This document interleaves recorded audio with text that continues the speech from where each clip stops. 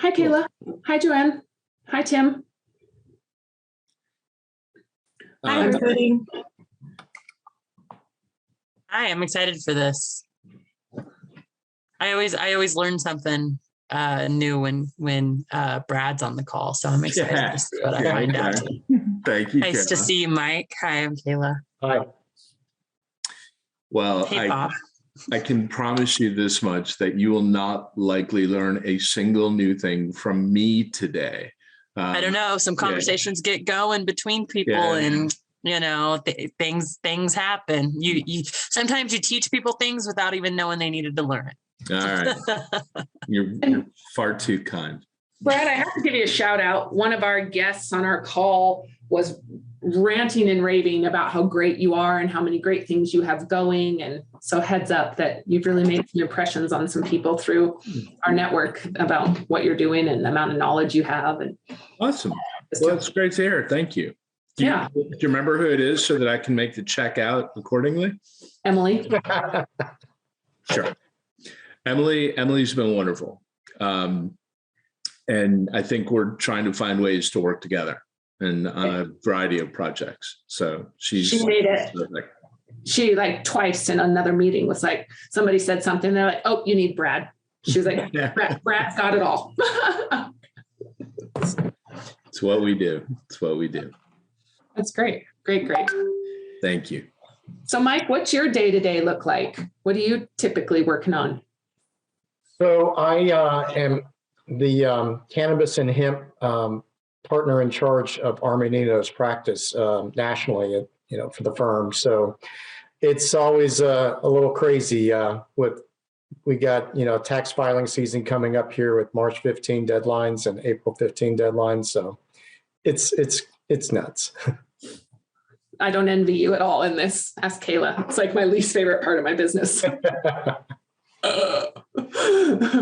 We're thankful for you for sure for doing this. Wait, we have to pay taxes? What? Yeah. What? Huh? Don't say that out loud. But hi, Russell. It's good to see you. And hi, Tim. I don't know if you're on, and Jackie. This is going to be kind of a small group today, but it'll be lots of great information. Hello. How are you, sir? I'm doing well. I'm just working. Doing Perfect. Well. Thanks for the invite and all the work you're doing. Really appreciate it. Absolutely. Same to you guys. Tim's a rock star. For those of you guys that don't know him, he's got his hand wrapped around this industry and really understands in the weeds, literally. Well, I could actually maybe take a minute to 30 seconds to request some help. Please. I spoke with the Department of Agriculture this morning, Jim Belt, and have a good relationship with Jim. It's my third year getting ready to go farm here in Ohio, and I asked him if they were going to change the roads to match up with the USDA so we could have a 30-day harvest window as an example. And he basically said there wasn't really anyone pushing for that or the more important changes with processing just to match up with the USDA. They are more stringent in a lot of ways, and it's hampering the industry. I continue to talk about market development and regulations, and anyone that wants to help would be really appreciated here in Ohio. Yeah, absolutely. Let's have a conversation. Let's get on a call with our team and really see where we can support more, Tim. Yeah, thank you. I will, for sure. And I have been making some headway on Clubhouse with some introductions, and I had someone say that they knew who the person was that they could talk to about changing legislation. I think that's really powerful to have that type of network. So thanks so much. Yeah, absolutely. Russell, you're really well connected with legislation and policy also. I don't know if you have any feedback for him there. He's done a lot of great work. I know some folks on the legal side who are probably some of the biggest advocates and connected legislators around. Some of the people who actually write policy for the leading politicians in DC at a federal level. And if you'd like to reach out to me, I'm sure I could put in touch with the right folks. Yeah, I definitely will reach out. I really appreciate the offer. And I guess as an example, they don't have a product definition for the oil as an example. Once it's been processed and been tested once by an existing processor. If you want to take that product and add it to something else, they expect it to also be tested for THC. And basically, it's like double taxation as an example, and it's really hampering us here. Right. So anyhow, thanks for the offer. I'll pick you up on it. You bet. Hi, Jeff, and hi, Jennifer. Thanks for joining us. This is a fairly small group today, but lots of great information I'm really excited to share. So if you guys have questions, don't hesitate to jump in and get the discussion going. Brad brought a great guest, Mike, to join us to really dive into some different topics that are hot topics around ESG. And so I'll turn it over to you, Brad, to do an intro. And sure. Yeah. Well, thank you, Mandi. Thanks for everybody for joining this morning. And I appreciate the fact that you're all here. We don't really want to talk to me much today. We want to get Mike going. So I'm going to kind of breeze through very quickly some of the things that I'd like to just very quickly mention. Number one, my company, Cannabis NewsHub, and the Global Hemp Association, we've got a great partnership going. Really what my product does, we're an industry resource. We deliver news, information, research, and data, all about the cannabis and hemp industry, just about everything you can imagine. We are doing these webinars about once a month. We're trying to bring some of the folks that we work with in the professional services side. Today is dealing with, we've got a terrific guest that I'll get to in a moment. But in any case, we're very, very proud to be associated with GHA. So just very quickly, a refresher, what is Cannabis NewsHub? It's a database that aggregates industry news coverage, information, research, and data. It's kind of what you need to understand about it. We help people stay on top of the industry. Things like what was just mentioned, changing legislation, new ideas, new concepts, new technology, the people, the companies that are making the news and keeping the industry moving forward. It's very customizable. We can help you create searches and alerts and things like that so that you can keep tabs on the things that matter to you. So one of the real quick things people always tell me, it's just tough to keep up with the industry. Well, there's tons of information, too many sources, which ones are legitimate. I don't need all the information. I just need the right information, stuff like that. So really, this is where we come in. It's comprehensive. It's aggregated. We do hyper-local content, from the smallest newspapers and magazines and industry journals to global names that you've heard of. We kind of just frankly help you mitigate risk, which is a huge part of what we do. So with that all being said, now this is like the meat on the bone today. We have a really terrific guest. So I've known Mike for a little while. Mike is the National Cannabis Tax Partner in charge for Armanino, and he leads their cannabis tax practice. I'm not going to read the bullet points to you. Mike can maybe talk a little bit about his background when we turn the floor over to him. But yeah, the idea was Mike and I chatted a bit, and I explained the webinars that we were doing, and he thought it would be a great opportunity to come on board and maybe talk about some of the more prominent topics in the industry and why they're important from his perspective and from some of the perspectives of the clients that he does serve. So with that being said, Mike, I'm going to turn the floor over to you. If you don't mind, maybe just saying a word or two about yourself, your firm, what your specialty is, and then we'll jump into the topic of today. Thanks, Brad, and thank you all for joining today's webinar. My name again is Mike Goral. I lead our practice for Armanino. And, I got into this, several years ago as I saw this industry evolving, and I was with the big four accounting firms prior to that. I was legal counsel with the Multi-State Tax Commission, so I wrote briefs to the U.S. Supreme Court on behalf of the states, and was very active in this multi-state environment. And as I saw, cannabis and hemp, going state to state and becoming legal, finally culminating in the 2018 Farm Bill where hemp was federally legal. I just, studied on my own and learned about this whole industry, and then eventually wrote a treatise with Thomson Reuters on multi-state cannabis taxation.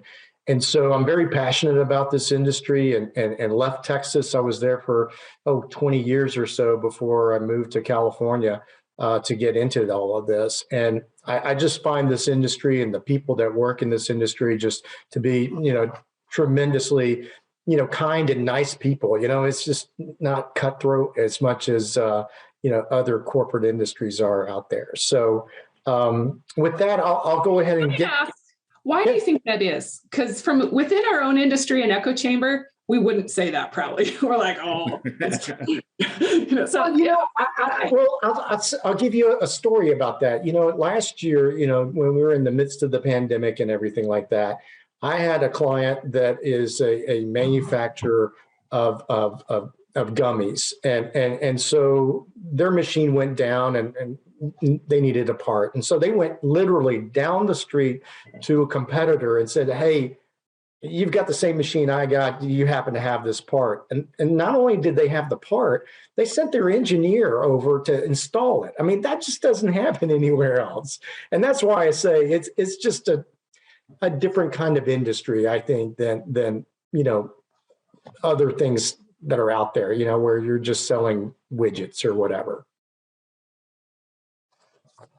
I would just like to add, I totally concur with Mike. I'm not really within the industry per se, but I get to talk and sort of sit on the exterior of the industry. I deal with a lot of people in it, of course. And I have to tell you, it's the most friendly market in industry that I've ever dealt with. And I've sold into a lot of different markets in my lifetime. Everybody in this industry, I think, wants to help everybody else, which is an amazing momentum starter. And it's something that I feel very, very much so as someone who is building up my network within it. No doubt. I totally agree with Mike. Yeah, I mean, it's definitely competitive. And one of the things I wanted to, talk about is how big this industry is. There was a recent survey, which was part of the federal census, that showed that there were 54,000 acres of hemp being cultivated last year. And that generated about $824 million in revenue.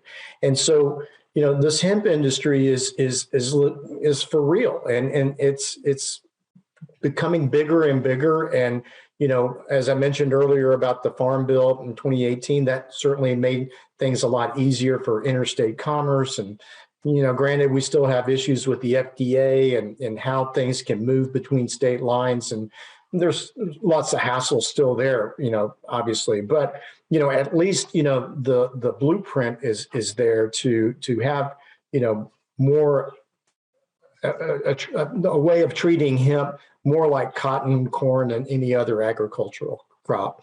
And in fact, there's a international trade that's going to be possible in hemp with the Hemp Advancement Act of 2022, and so. We're looking forward to see developments of that bill and see if that actually gets passed, which would then allow for international sales of hemp, which would open the market up even more. So I think there's just, a lot going on with this industry, and it's just going to be very important to, get into the meat of my presentation today about ESG and why that's important to this industry, because as it expands, there's going to create more opportunities for the industry, but that's also going to have a lot of eyes looking at the industry as well. And ESG is going to be one of those issues that people are going to be focusing on here in the future. So what is ESG? It stands for environmental, social, and corporate governance. And what each of these three things has like a significant impact on your ESG, criteria. So environmental. So what is that going to cover? That's going to be your like carbon footprint. Are you minimizing waste? Are you using renewable energy? Are you reducing water and air pollution? Those kinds of things. This industry has been on the forefront of environmental issues, long before it became, now recognized and more important to the business community. Social is the second component of ESG, and that's going to talk about, workplace diversity, wages and benefits that are paid to employees, are there charitable causes that the company is involved with, those sort of things. And then finally, corporate governance is the last part of ESG.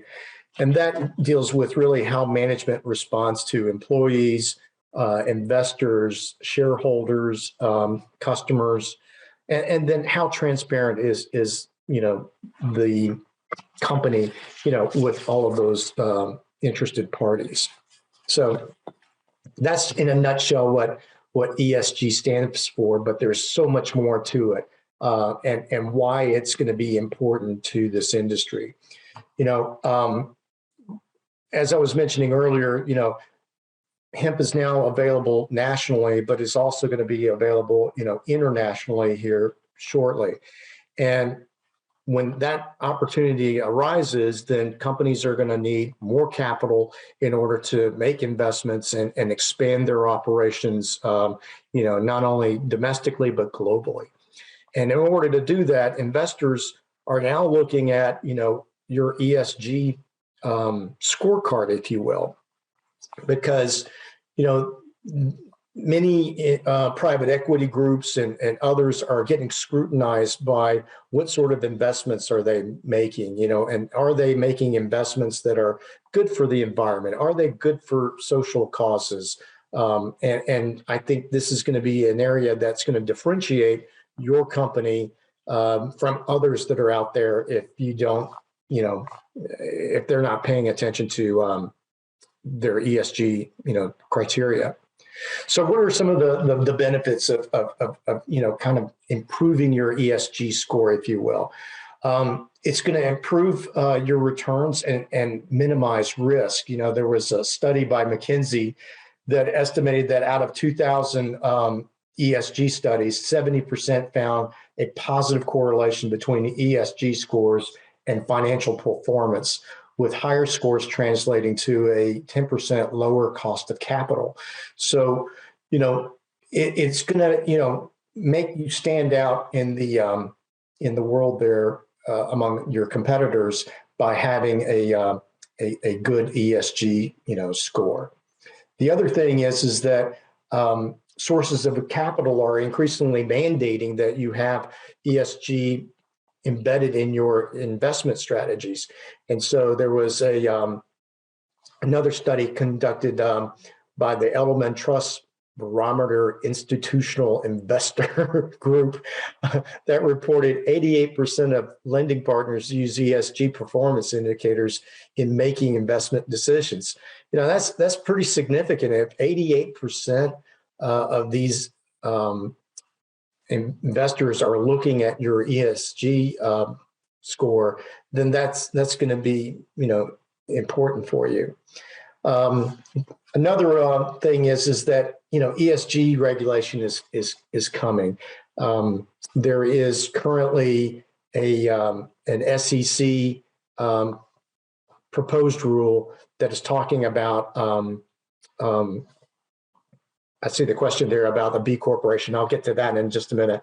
About the SEC made a proposed rule about how ESG is going to be now like required, and what that's going to do is it's going to include things. Let me see where did I put that in my notes here. That it would be about you would have to have board diversity. How are you affecting climate change? And what is your corporate governance going to be like? And so, the SEC is already, starting this. There's going to be a UN meeting, I want to say in the next quarter, that's going to try to come up with more of a worldwide standard as to, what sort of carbon footprint do you need to have in order to be compliant, if you will, for ESG purposes. There's a number of different certifications right now for ESG, and the goal is to get like one unified goal so that everybody has the same standards that they're trying to reach, whether you're here in the US or in any other country. Mike, can I ask a quick question for those of us who are not terribly familiar with ESG? Is there a governing body and like an actual process or something that you're filling out some sort of application and then the application is scored? How does that actually work?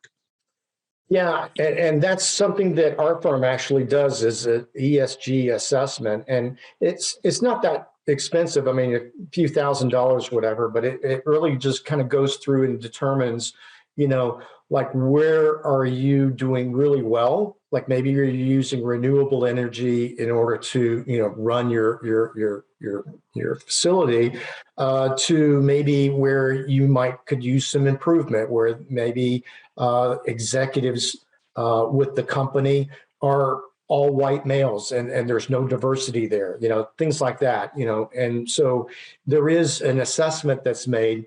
There's somewhat a scoring process, and that's what I was alluding to before, is that there hasn't been one like standardized, scorecard, if you will, that says that if you score a 90, then, you're like well into ESG and doing great. And if you score 50, you're not. So that's still evolving. But the whole point is that, you want to be on the front end of this thing. And in many cases, a lot of companies are very ESG compliant. They just don't know it. And they don't have anyone that has come in and like verified that you are ESG compliant. Got it. Thank you. Yeah. And by the way, I'm monitoring the chat, and I'll let you, obviously go through with the presentation, and we'll come back and we'll take all the chat questions one by one at the end. Okay, very good.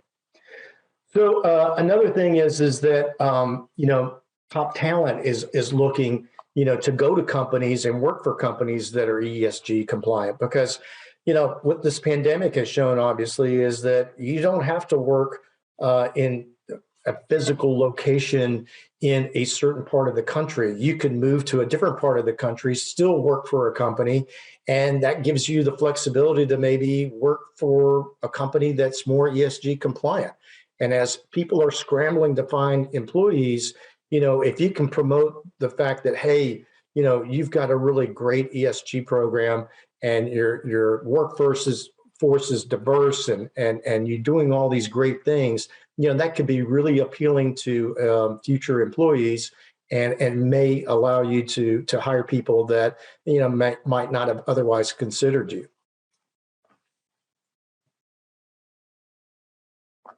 Another, and the final thing is that ESG drives value and creates a competitive advantage. And we kind of talked about this a little bit before, but, I can't stress enough how competitive this industry, as well as all industries, have become now, that anything that you have that gives you an edge over somebody else is really a great thing.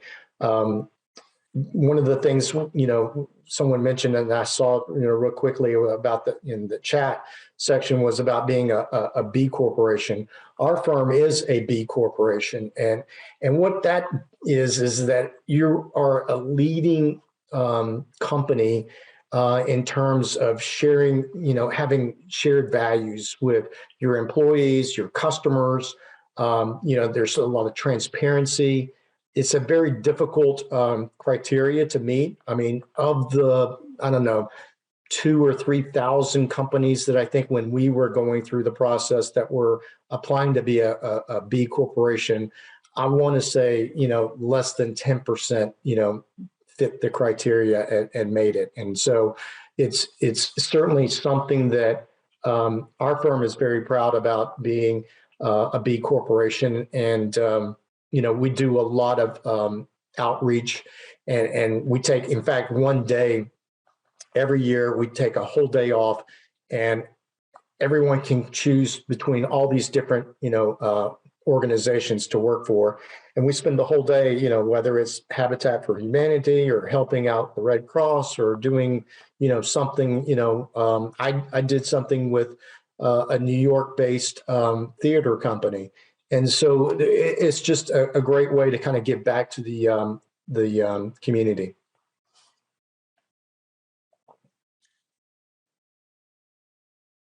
So, we've been talking about, why ESG is important. And it really kind of comes back to, I think like raising capital is going to be a big issue. I think that, many companies have been, you've seen, companies that like Ben and Jerry's ice cream and stuff that, when you buy ice cream with them, they give a certain portion of the proceeds back to a charitable organization. Certainly Neiman's own, that does the salad dressings and the popcorn and all that stuff.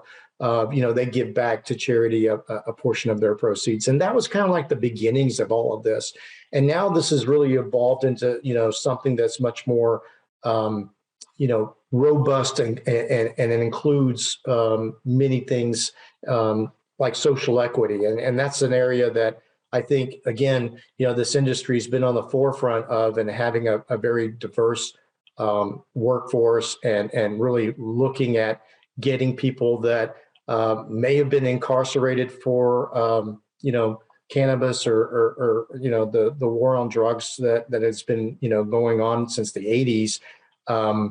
And giving these people a chance to kind of have a fresh start and, start businesses of their own. And I think that's a really great thing, and an involvement of this industry that is, certainly welcomed.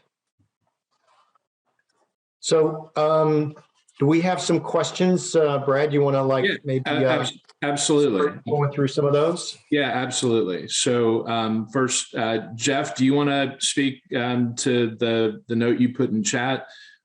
Jeff wrote, the SEC will seek disclosure of ESG performance on a 10K filing.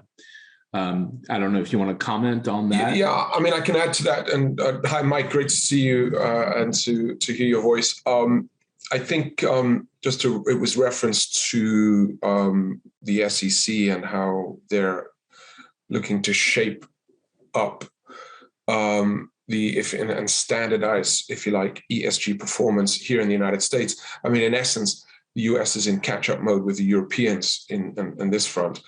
But at least Gary Gensler, who's put into position there at the SEC under the Biden administration, recognizes that this is very important, and the importance really is how do we standardize? And if you think about every listed entity in the United States having to then disclose their ESG performance in their 10K filings, I mean, that's a real wake-up call for any publicly listed company. But for the cannabis industries of 200 plus publicly listed companies, that's a huge wake-up call, because probably only 1% of that community of publicly listed cannabis companies is anywhere close to having an ESG position. They're still trying to work out what ESG is. And that, I think, is a tremendous opportunity, as well as a threat for the industry. This is really quite interesting positioning. So that's how that's going to work out. I would imagine there's going to be some interesting work.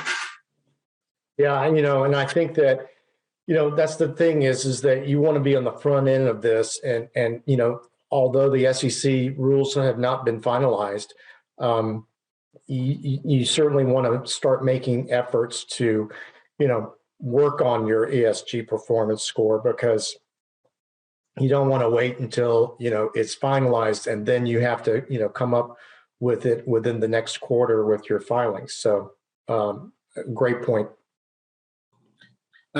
Mandi, do you want to talk about your question about ethanol manufacturing facilities? Yeah, this kind of where I was going to transfer. Somebody accidentally actually sent it to me privately. And so I copied it and just re-asked the question, but how do ethanol manufacturing facilities score for ESG? And I think that, Jeff, back to where you were, is you probably deal with this a lot when we talk about, who's actually meeting those ESG scores. I don't know who wants to answer, if somebody can chime in on that. Do you want me to? I mean, I can just very quickly say, ultimately, what all of the ESG world boils down to is materiality. And what is material to a business? And so if you're a manufacturer in the cannabis space, and therefore one of the license types in the cannabis space, along with cultivation, dispensaries, and therefore retail, specialty retail, if you look at manufacturing, there are a set of standards that are put out there either from GRI, the Global Reporting Initiative, or SASB, Sustainable Accounting Standards Board, who have identified that if you're a manufacturer, there are certain out of 26 reportable issues, topics. Some fall under environmental aspects, waste, could be, how are you treating chemical waste, et cetera, et cetera. And therefore, if you're an ethanol manufacturer or you're using ethanol, there will, and this is material to your business, then you would need to think about how do you report out on that. And those standards, the SASB standards, the GRI standards, give an indication in terms of what you would have to be aware of and reporting out on. And if you didn't report out on that, you stand to be called out on that, because ultimately this will boil down to transparency. And transparency that Mike has referenced, whether it's coming from consumers or potential employees, worse, it's ultimately going to come from the regulators, and worse still, from investors. Because if through this transparency, if investors can see that a manufacturer is not performing well in terms of its treatment of ethanol, then it's running a very slippery slope of exposure, and perhaps even from regulators being fined. And that is a material impact to the business. And that's why ESG is increasingly going to be of critical value to the industry. Mike, what do you have? What's your opinion on that? Yeah, I concur with Jeff there, because I think that, it is something that you're going to have to, you can't bury your head in the sand and hope that it goes away, because it's only going to become more and more important how you are, scoring on ESG. And I think that, hoping that it's going to go away or seeing it as an additional regulatory burden or a cost, is probably not the right way to look at this issue. I think the way to look at this issue is to see that, hey, that's something that is going to be beneficial to the company and make it stand out from competitors. And I think looking at it from that standpoint, will put you in the right mindset to deal with it, really. Because again, if you try to just hope that it goes away, it's not. This is a worldwide issue that is going to become more and more important here in the U.S. as there's additional pressure put on it to comply. And speaking of transparency and the reason why companies are choosing maybe to pursue ESG, Bill asked a really interesting question about Procter & Gamble. They recently went 100% renewable. And his question was this done to capture, in your opinion, the high ESG score? It is. Because P&G has got some negative things that are going on with the company. And so having something like this highlight a great ESG initiative and effort, kind of gets everybody's attention away from all the other things that maybe P&G does not want, people to focus on. And so I think, in a way it's a great deflectant, but it also is maybe there's pressure on management to change things and take that company that's 100 years old and turning them around and to make it, a 21st century, company that is, going to be environmentally respected. And of course, just sort of thinking about a 100-year-old company like Procter and Gamble, and sort of reeling it back in a little bit now and talking about cannabis and hemp related companies, the opportunity to build your firm with ESG at the center of it is completely different than trying to turn a giant cargo ship around like Procter and Gamble. So I would presume it's much easier to build a firm the right way now using ESG than it would be to sort of use older methods and get that giant ship moving in one direction and try and steer it away. Yeah. And I think, also a company as big as P&G is that, their investors are demanding it and saying, hey, we don't want to invest in a company that isn't ESG compliant, because we could take those resources and invest it somewhere else where, we feel better about it. And Bill went on to add a question that I think is fascinating. Mike, do you know anything, or have you heard anything about ESG scores ever being included on product labeling? I have not. I don't think it's gotten to that point. And that's probably further down the road. I mean, we still have to get, the standards, in place. We have to get, the different standards for different industries, because, ESG score for a cannabis company could be very much different than, say, ESG score for, a petroleum company, so there's going to have to be, much more work and development done here before it gets to that point. Got it. But something like a certified B corporation is something that is out there. You can get it, and then you can, certainly promote it. Our firm certainly does, and we have, the certified B corporation logo on various things with the firm. So, that's certainly a possibility. Jennifer sent in a great question. How does a small to mid-sized farmer get started in this process? She helps with soil and yield, and many farmers don't have time to dive in and learn. How do I help them get the information they need to get started? Yeah, I mean, it really kind of begins with an ESG assessment to kind of, go in and take a look at what are you doing from this standpoint. And I guess, for this particular farmer, they would be more interested in the environmental impact that they're having. And so, maybe they're using less fertilizer, or maybe they're growing product hypoponically, and so there is no soil or fertilizers used in the process. So things like that could then be promoted, I guess, that makes them different from their competitors. Great, thank you, Mike. Okay, so Tim asked the question: why would the score not be using the same scale? I think that was in reference to, different kinds of companies that are doing different things, maybe having different kinds of scoring. Yes. I think that, it wouldn't be fair to take, Exxon and compare its ESG score to, say, back to Procter and Gamble. I mean, they're in two different industries producing two different types of products that, there's only so much you can do with what you've got in your industry. I mean, so I think there's got to be some baselines that, that are established for each different type of industry group, so that, we're talking about apples to apples and not apples to orange type, scaling. And Russell asked further, are actual numerical scores given? Is it like on a 1 to 100 scale?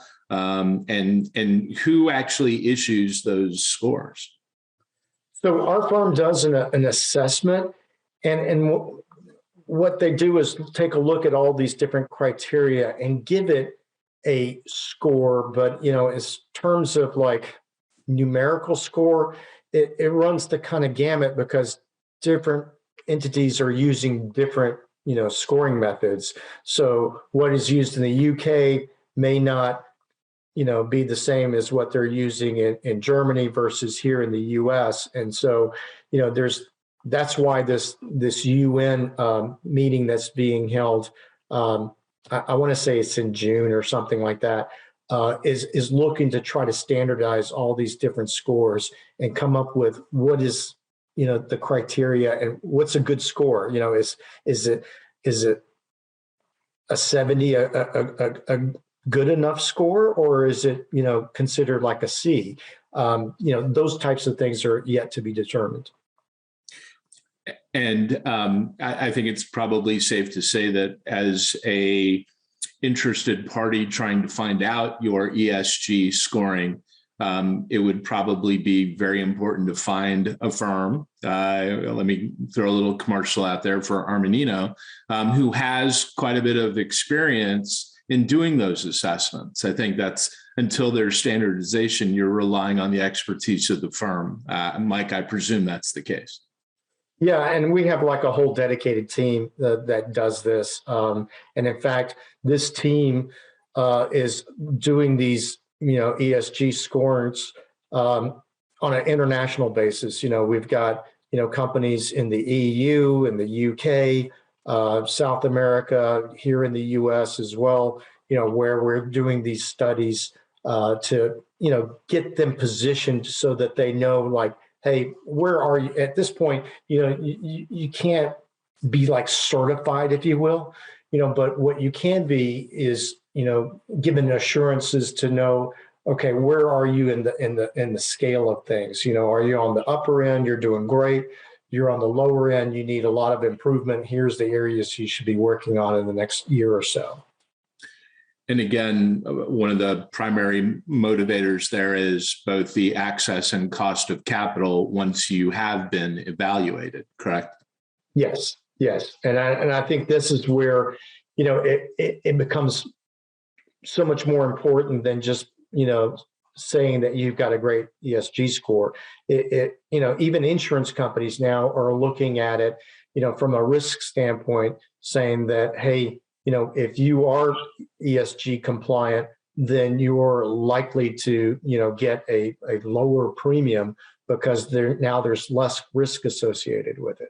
And it's interesting that you bring that up, Mike. I actually had a conversation yesterday with an insurance company in the cannabis industry, and the topic of ESG came up. And exactly what you just said, they are beginning to evaluate and look at that very heavily. So there's no doubt in my mind that of its importance. Tim asked the question, could the ESG score be improved if the corn ethanol manufacturing facilities began using organic hemp fiber for their fuel, i.e. no pesticides? Yeah, it could. I mean, all of those things that, reduce the carbon footprint, that reduce pollution, reduce waste, is all beneficial factors. Kind of another marketing angle for using organic hemp fiber. Yeah, exactly.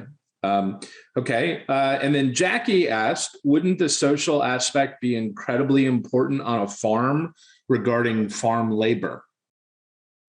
Yes, it would. And the thing is that traditionally, farm labor has been, performed by, people that are, lower socioeconomic, backgrounds and people of color. And so having diversity, at the farm level, as well as the executive level, are all factors that will, be considered in your ESG scores. Awesome. So I don't know if you're monitoring the chat, Mike. You're getting lots of thank yous, and I think people are feeling like they've learned something today, hopefully. So Kayla, maybe we did accomplish that goal. We don't have any. Good to hear. We don't have any more chat questions, but we'll give it a few more minutes to see if any others come in. I'll keep monitoring it. Maybe just a little brief note on the right side of this screen. For a topic like this, I thought it was kind of important just to kind of give you some numbers.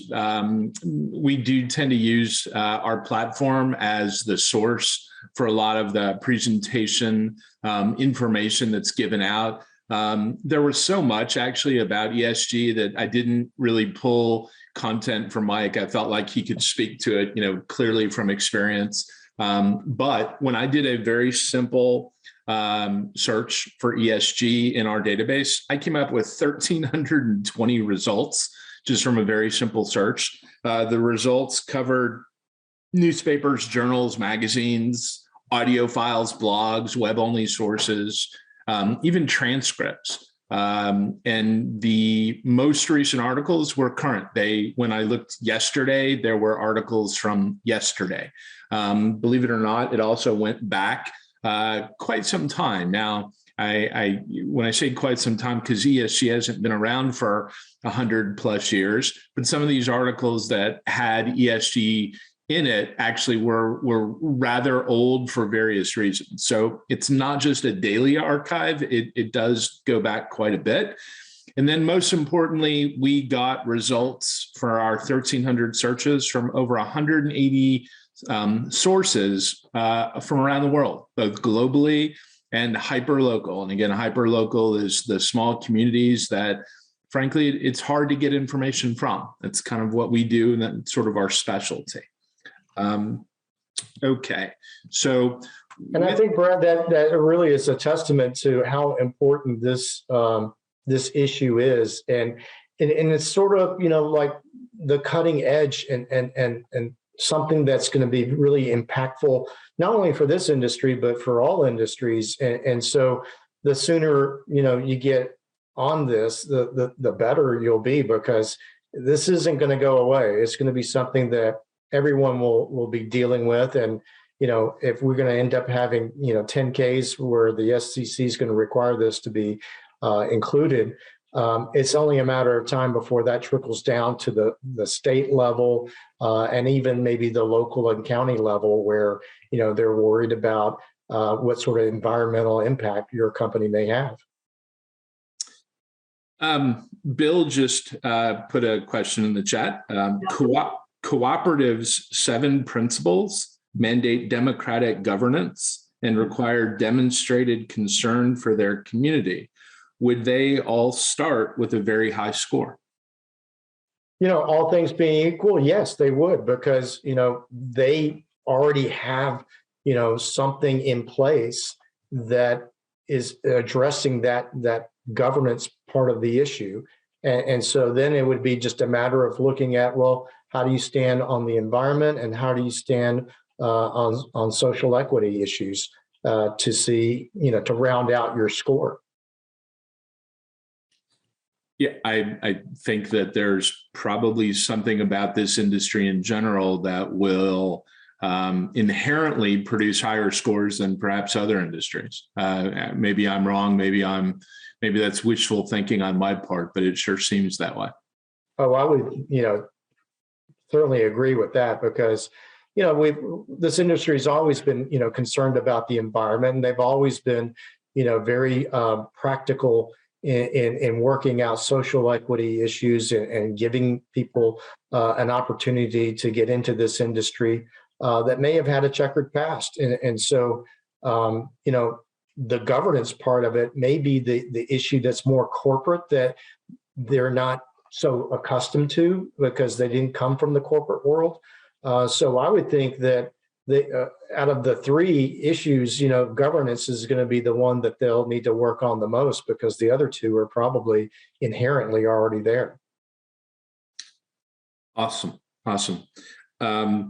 Okay, we'll give it a moment or two to see if any other questions come in. If you don't necessarily have to type it in chat. If you just want to pop on and ask any kind of last questions for Mike to respond to, or anybody in the group to respond to, really.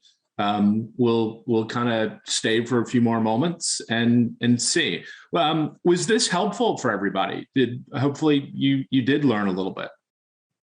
For sure. Awesome. Mandi, do you have anything you'd like to add? No, I saw Kayla's mic go off. Hi, I popped on. I just wanted to tell you guys thank you. And I did have a comment, but then I got distracted thinking about something else, so I forgot what it was, of course. But I did just want to tell you guys thank you, and I look forward to spending more time with the resources that you guys provide. I think anybody who hasn't been able to deep dive into some of the resources that are available with Cannabis NewsHub, I would encourage you to look at those resources. There is a plethora of knowledge, and we've actually done a video. We did a really cool interview with how to best utilize all of those resources. So I just encourage anybody who's here who hasn't had a chance to check those out. If you did learn something today, you can go learn something else here in a little bit by using that resource. So thank you so much, guys. And thank you so much, Mike. I really appreciated hearing you and answering those questions in real time was really insightful. So thank you. Yep. Jennifer, I saw your mic is off, and I don't know if anybody else is on, but Jennifer's, like she said, working with a few people. Do you want to just highlight just real briefly what you're working on and how much are you involving the ESG piece of your business and what you guys are working on? Sure. I work with farmers on soil restoration and bringing the biology back into their soil, decreasing fertilizer. So ESG has always been important. And to me, the farmers that are out there busting their backs, making things go, it's really hard for them to learn. So that's why I hopped on here today, is to kind of glean some knowledge for them so that I can bring it to them while they are out there working. I don't really have another question, but I had something to say that might be a good consideration, is working backwards and at the verge of sounding, political. But I really think that supporting the organizations that are already working to support ESG related businesses and those that are the crux of the change, the reason for the change, the things that came about, I think supporting them would be great. And so recently, because of some of our work, we found that there are institutions, Bank of the West was the last one I came across, that have actually been eliminating some of their very, very large clients for their atrocities against the environment. And so when looking to find suppliers or people, maybe working backwards, not just from an ESG score perspective, but also like their work and helping bring that up. There are some industries. I'd love to put together maybe a resource list, actually. I just thought of it while we were on the phone, but of industries and companies that are already supporting these things moving forward, so that we know kind of who to get behind or who maybe has the best capital available. Because I know Bank of the West has shifted their whole operation specifically to support companies coming up. Same things with like a couple merchants that we have that offer, less than 1% of processing for cannabis and hemp related farmers, because they saw banks and processing being such a huge thing. So maybe I guess is just more of a suggestion of trying to find people and institutions that are already very much supporting the people bringing this to fruition. And they're probably the most likely to help all of us get across some of these hurdles and changes as they come up. Mike, do you have any comments or anything? Well, I would just say that, that would really help, because this ESG effort, is coming from various fronts, but when it can help your business, and kind of working with like-minded companies that are ESG focused, I think you then, create this additional community within the cannabis community that have more of a common goal about, being, ESG compliant and see the benefits of it. Yeah, I don't think there's any question. There's an ecosystem of firms that think the same way, and they are looking for partners that also feel the same way. I think that's a great idea, putting together a resource list. To me, to a great extent, and perhaps this is being a little bit naive, but to a great extent, it feels like the whole industry feels that way. Maybe I am being naive. I don't know, but it feels like most of the folks I talk to on a daily basis are very concerned about these issues. We did have another question that popped in from Tim. Do the mutual funds get rated based on a mix of individual companies? They do. And so the mutual funds, private equity, and venture capital firms, they're all, getting rated, if you will, based on their ESG, scorecard. And those that make it more public about how transparent they are about their ESG, capabilities, are getting rewarded. And that's what we're finding in the marketplace is that, those that are not really paying attention to this or think of it as some sort of a maybe fad, they, are going to get left behind, because the ones that are really working on this, kind of diligently, want to make a fuss about it, and they want to, distinguish themselves from, their competitors by saying, "Hey, look, we're different, and we're different for a good reason." Awesome.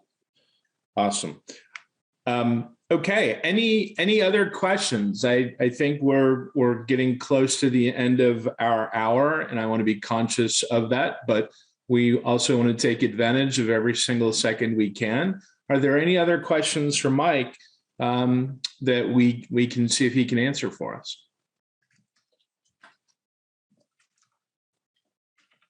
Well, we'll give that a second in case there are any. I would like to thank Mandi, as always. Mandi, thank you so much for putting us on your platform. We're gigantic fans of yours and the organization. I think this is a magnificent assemblage of people in the hemp industry. We're delighted to be partners with you. I'm happy to bring folks that can add to the equation, like Mike, to the table. Mike, this was incredibly helpful for me personally. I learned a lot, and I hope the folks on the line did as well. It certainly seems as though they did. Well, thank you as well, Brad, and thank you for attending out there. I think this is just a unique issue, and something that is just now starting to be talked about more and more. And I was happy to bring it to everybody's attention, and so that when they hear ESG, they now know what it is. We got all these acronyms that are coming up, every day, NFTs and whatever, and ESG is another one. But I think this is something that will be very impactful to the whole industry. And Mike, from in case any of our online participants want to get in touch with you, best way: email, phone call. That's your email's best. Yeah, email's always the best way. I'm traveling around. I start traveling next week, and I'll be in Denver. I'll be in Chicago, LA. It'll be crazy. So, all right, different time zones, different days. Absolutely. Well, safe travels to you. I hope everybody finishes out their week wonderfully. Mandi, anything that you'd like to add? No, thank you. Thank you. This was great. It was great to meet you, Mike. If anybody has any questions, don't hesitate to holler. If you are needing to renew or buy your membership for GHA, Kayla or Joanne or I will probably be calling you and reaching out. We are actively looking for sponsors and members to support our seed trials and our growth for the association so we can continue to do these things. And so we really appreciate all of you that are members and have already supported us. And for those of you that are not, we would love to have you on board. So yeah. Awesome. I have a question. Yeah. Yep. I want to know when this finally gets done, this ESG, and we have some kind of a international consensus. Is this going to be a yearly renewal kind of thing? Like organic is and those kinds of things. Yeah, and those some of the issues that are still being, discussed, because obviously it would be costly to do this on a yearly basis. And so I think what they want to get to is a point where, hey, once you become above a certain score, then, you're in like good housekeeping seal of approval, kind of a standard that you would be at, then you're good. And then obviously if things change in terms of how you operate, or you acquire a subsidiary, or something, dramatic happens with your business, that could affect your score, then I think a reassessment would be done at that time. But I think if everything is same from year to year, then I think your score stays the same and you should be fine. And Mike, I think the B Corporation status is every 3 years, I believe. Is that correct? That's correct. So it might go along the same standards. Yeah. That would make sense. Yes. Thank you. Good question. All right. Well, thanks, everyone. Yep. Thank you, Mike, for joining. And again, I hope everybody has a terrific day. If you have questions, Mandi, myself, Mike, please feel free. Awesome. You guys are great. Thank you. Thanks. Take care, all. Talk to you later. That was great, Brad. Thank you. You're very welcome. You're very welcome. Mike's terrific. Has everything been going good for you? It has been just as busy as could possibly be. I'll actually reach out to you probably in the next day or two. I've got future folks lined up. I just want to run them by you and make sure that you give me the thumbs up and that you think it would be helpful. Sounds good. Okay. I look forward to chatting. Absolutely. Be well. Let's brainstorm when we talk. We will. Okay. Talk to you later. Bye.